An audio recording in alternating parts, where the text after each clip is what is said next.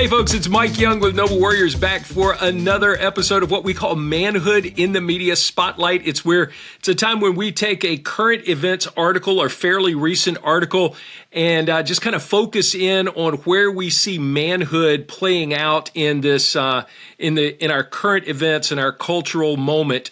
So I want to highlight an article. Actually, it's a commentary piece in the opinion section from the Wall Street Journal. Came out on September 13th, 2023. So just this year, it's about a month ago. Title for this is "School is a Hostile Environment for Boys." And the subtitle, "Teaching Methods Are Better Suited for Girls Who've Gotten Better Grades for a Century." Erica Comazar is the author of this piece. It's not a very long piece, but man, it stirred some stuff up in me because I've been watching this for a long time. We have been a public school family, so we've had 4 kids go through public school. Because of COVID, our daughter finished out in a homeschool environment and doing some dual enrollment stuff with a local community college. But all 3 of our boys graduated from public high schools. And all 4 of our kids have gone on to public universities. So we have seen firsthand in our experience what this looks like. And I've done a fair amount of reading about the differences in how young boys and young girls learn and what their experiences are like in school and why we are getting some of the outcomes that we do. But Erica Comazar just really pours some things out here that I want to speak to. Let me give you a first paragraph. It comes out of the gate like this. If boys were dramatically outperforming girls in school, policymakers would declare a crisis and urgently seek ways to reduce the disparity. In fact, girls are dramatically outperforming boys. Why don't boys get the same respect?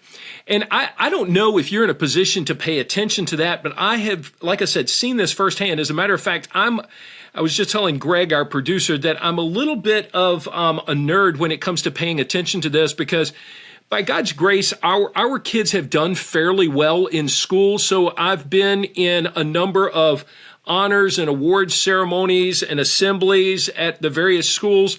And so when I get the program, Stacy's a little bit embarrassed by this, but I will make a little male, what is it? I don't know, the circle with the arrow, and then the female symbol is the circle with the plus down below it. So I'll put those next to every category of award, and I'll keep tally marks of how many girls are being recognized versus how many boys. And can I tell you that the disparity is absolutely clear? And again, I've got stacks of these that I've kept. And someone said, "What are you going to do with those?" And well, right now is the moment where I can talk about this a little bit, and it may be worth some more time. But when I look at the number of kids who are getting recognized and awarded for their performance in certain areas, in some cases, there's almost no boys being recognized.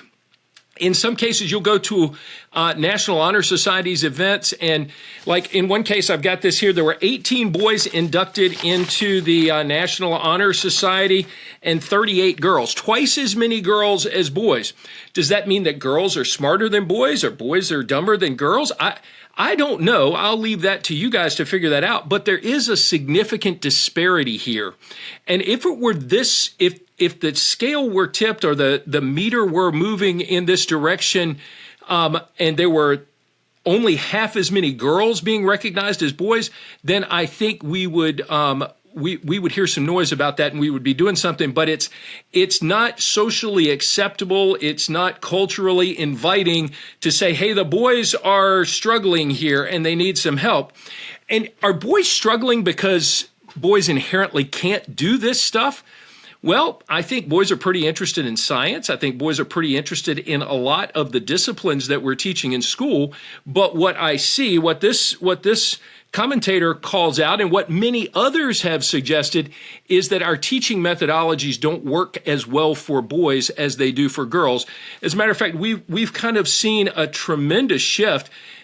Some little boys never see a male in a school environment. If they're in a public school environment, heck, if they're in a homeschool environment, they never see, many young boys never see a male involved in teaching or or engaged in education until it might be the custodian or the gym teacher at the local elementary school. And by the time they get to middle school, there may be a small portion of guys, but we just aren't seeing men in the classrooms. We're seeing more females as teachers, and God bless them. I mean, we love the teachers our kids have had, but are we teaching in ways where little boys can learn well? When we take away recess, when we take away active learning, when we take away some of those things, boys' bodies are designed differently. They're designed for action and activity, and they want to move. And when they do that in an environment that is set up for success for people who remain still and quiet and are very attentive, then it looks like the boys are missing the mark. But I got to tell you, man, there are some cool schools. There's a school called Iron Academy down in Raleigh, North Carolina, that is really teaching in a way that young boys get it. I mean, they go outside, they have breaks where they teach by tossing a medicine ball around. And so the teacher will ask facts as they're kicking a medicine ball around, and they're doing active stuff. So it's not that boys can't engage in this. It's that sitting still and learning while sitting still doesn't always work for them. Boys would be more active learners. And I can give you some links to some resources that would affirm this, but I just appreciate what Ms. Kozar is on track for here. Let me tell you about some of the long-term challenges of this. I love this paragraph. The opening of opportunity to women, meantime, this is talking about what's going on for women here, has created a new disparity. Women account for some 60% of college freshmen. That has broader social implications. Since women tend to marry up, the consequence of this sex ratio imbalance is that educated women have a harder time finding suitable mates, contributing to a decline in marriage, an increase in out-of-wedlock childbearing, and an effort to put a happy face on the latter by women declaring themselves single mothers by choice. Well, folks, we're seeing a degradation of the family in this, and it comes out of the fact that boys, because they're not performing well in school, there's a shame associated with that and a sense of inability. They don't have a good sense of who they are and what they can do. They're not appreciated as boys and eventually as men. And so they just kind of give up on life. This is why we've got so many young men who have opted out of the workforce. They've opted out of education, and they're just kind of wandering, listless and lost young men. We've got guys writing about this. As a matter of fact, I talked about this with Nancy Piercy and the number of guys who are just lost because there's no clarity about where to go. And some of this starts with the way that we're teaching them. Let me give you another paragraph. From preschool, children are asked to sit quietly for long periods of time. That is developmentally unnatural for boys who have far more testosterone than girls. When boys are asked to suppress their energy and aggression rather than sublimate it into healthy activity, they develop high levels of cortisol, properly known as the stress hormone. That sends them into fight or flight mode, which makes them distractible, agitated, and squirmy. I mean, you don't have to be very attentive to see that happens. It happens everywhere, guys. If there's not a way for them to fidget and move around, then that just kind of bubbles out of them, and it bubbles out of them in a way that's often unhealthy and undesirable. These behaviors can resemble the symptoms of attention deficit hyperactivity disorder, and it's likely many boys are misdiagnosed and medicated. Now, folks, I'm not a medical doctor. I'm not a psychologist. I'm not a psychiatrist. I'm not a child analyst. I just would say to you, as a guy who's raised 3 sons and have watched this play out, that there's a lot of truth to this in some form or fashion, and little boys do better if they can get outside. Now, what does this have to do with us as we talk about men's ministry? Well, here's the deal. Your local church is probably teaching little boys and little girls the exact same way. You're using the exact same strategies in your church environment with your children's ministry programming that the local schools are using in their education. And so this is why I'm a huge advocate of men becoming involved in children's ministry education. Now, some of you may push back and say, hey, given the sexual problems that we've had in the churches and everything, there are restrictions. I get that. I get it 100%, but do the background checks, be willing to do your due diligence. But it makes a difference if little boys are doing things with their hands, if they can be active. Man, if you were to take them on a walk and teach them about Jesus walking with his disciples rather than sit them down and talk about how Jesus walked with his disciples, whoa, there's a big change there for little boys. And so we need to do those sorts of things. I'm really not a fan of having little boys sit there and put glue on this foam, this sheet foam stuff. What's up with that? And we put glue and glitter on it, and man, take a little boy outside and let him get a stick or something. I don't know, but let's figure out how to, in the context of the local church, teach little boys according to God's design for them. Let them feel confident and competent as they learn what it looks like to follow Jesus, to be someone who is a risk taker, who is a challenged, who sees the big picture, who wants to go on the great adventure with Jesus. Listen, we keep talking about trying to reach unengaged and unreached people groups.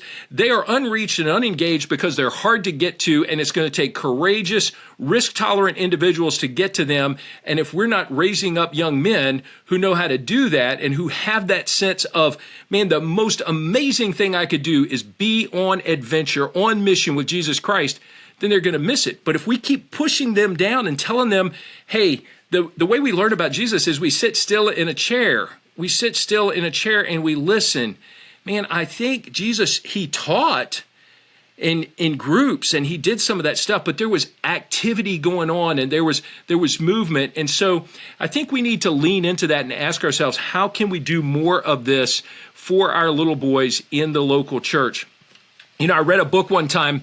It's called Tally Ho the Fox by a guy named Herb Hodges. And one of the things that he says is that when soldiers are in garrison or when dogs are hanging around, if there's not something for them to do, they become a danger to themselves and a danger to others. And what he says in that book is, but when the fox runs by, the dogs take off, and there's something to challenge, there's something to chase, there's something to pursue. The game is on. And when soldiers sit in garrison too long, they become a danger to themselves. But when there is a mission, when there is a cause to go after, when there is a battle to wage, they are focused and intent, and they're moving in a direction, and they become a force. Well, folks, we've got to help our little boys see the mission of Jesus that's in front of them and invite them to move in that direction. We've got to train them for that. We've got to invest in helping our children's ministry perspectives be focused on how can we richly invest in our little boys so that they can succeed and be excited about what it means to learn about Jesus, to walk with Jesus, to run with Jesus, to be on adventure with Jesus. And so that's why I got so stirred up about this article. This has a lot of implications, but we want to raise up men that are energetic and have this protective instinct, that have this risk tolerance, that have this desire to go and see the kingdom advance. And I think we can do a lot better than some of the things that we're doing in our local church children's ministry. So hope I haven't been too offensive in that, but that's how I think we can engage some men's ministry with this, is start helping little boys see what godly men do. So guys, if you're listening to this, I would encourage you, get in touch with the children's ministry director at your church and volunteer to work with some 3rd and 4th and 5th grade boys. But let me tell you, bring your A game, because those guys are full of energy and they're looking for someone to follow. So get after it. That's enough for today, guys. Manhood in the Media Spotlight. We're going to give you a link to this article and a couple of other resources that may be helpful to you. God bless you, folks.